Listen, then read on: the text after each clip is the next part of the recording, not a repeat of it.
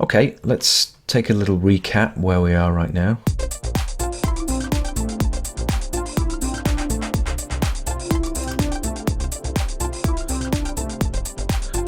I've just let some of the bass on those pad chords come back through because I think it was just a little bit high before.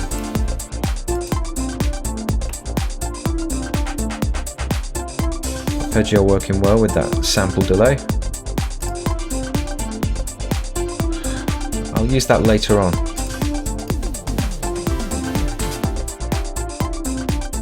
You can change up between the intervals and the chord pads. And then my very favourite thing, the Simmons fill.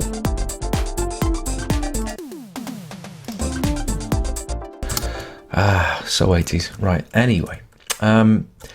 One thing I do think it's lacking is a bit of a more nasty kind of bass sound, and I think we can do that in two ways.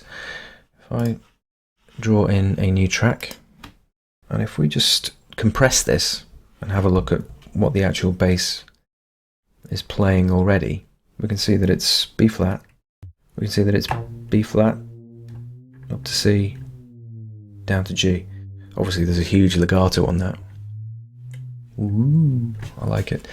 I'm going to put a long bass in here, and I'm going to use Logic's ES2, which I haven't used that much recently, but I do like it for its long bass sounds. It's called Deep Throbber, no sniggering at the back, thank you. And by the way, in terms of sound design, this is a really simple patch. It's obviously given away with the course, but it's essentially a sine wave. The ES2 is a 3 oscillator synth, and you can overlay those oscillators, but in this case it's just a pitch down sine wave with a bit of distortion and a little bit of filtering. So really simple patch. It's all about how it's used in the mix.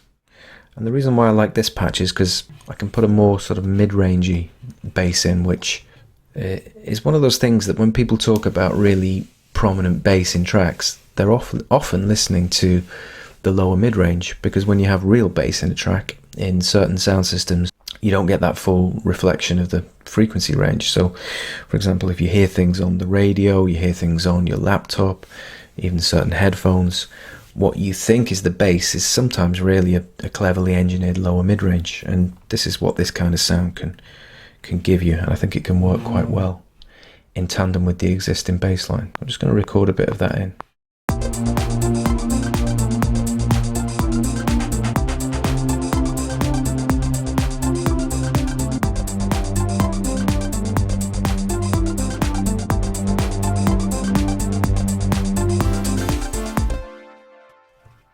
That'll do. Just quantize it. I'm going to bring some of those velocities down as well. I'm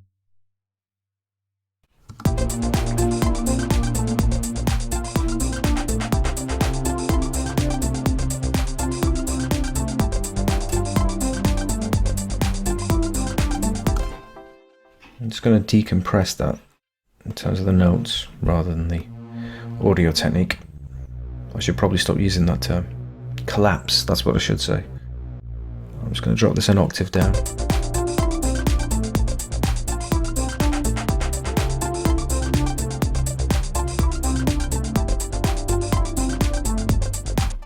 See how that responds to more velocity. Yeah, I think in this case I'm going to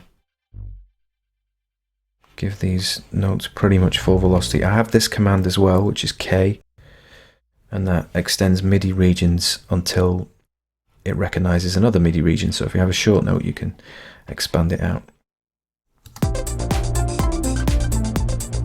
Okay, I'm going to work on the EQ a little bit. Like I said, I don't want it to be a really bassy sound. I want it to be kind of lower mids. So I'm just going to roll off a bit at the bottom, and then I'm going to give it a little notch in the lower mids, around about there.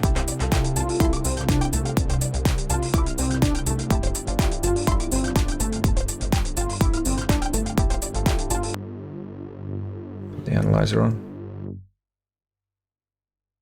Beg your pardon, it's not looping.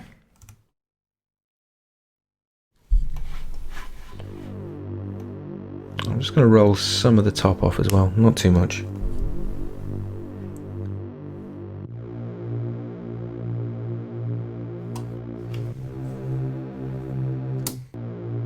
I think it needs a bit of grit, so I'm going to add some overdrive.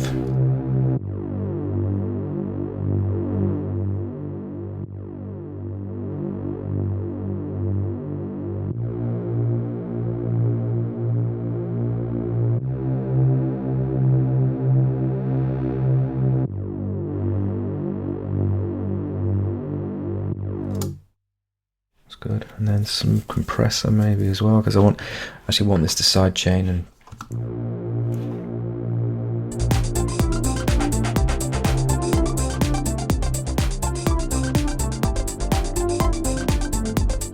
give it the gain control as well.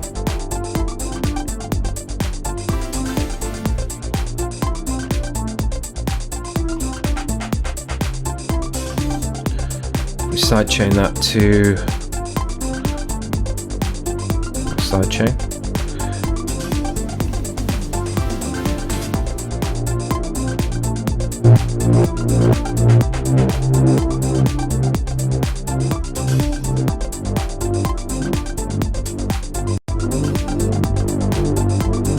The vintage.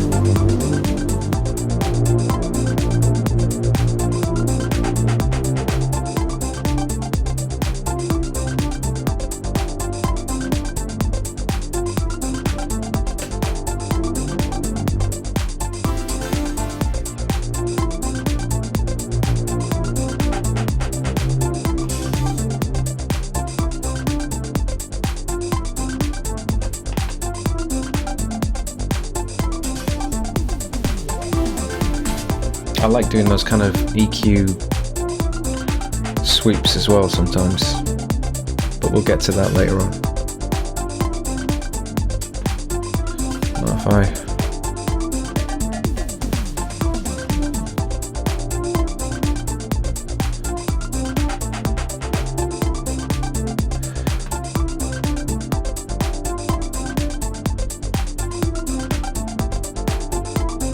Now if combining that with the original bass, if we open the filter on that, opening up the frequency,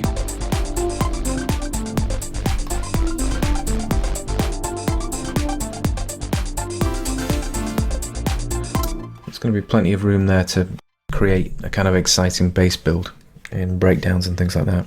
Okay, so seeing as we're still doing bass stuff, I want to do something fun. I'm gonna duplicate our existing bass line,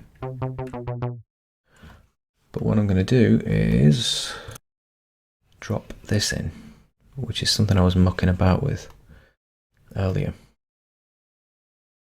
I'm gonna color it brown so you know what it is, and you'll see that it's just like a little run of notes, and if I play it maybe here,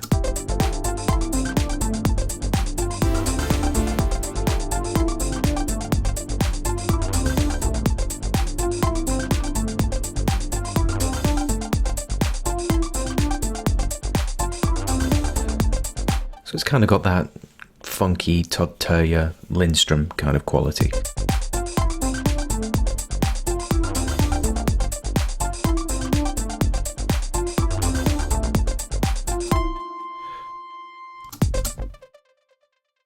Easy there with that synth.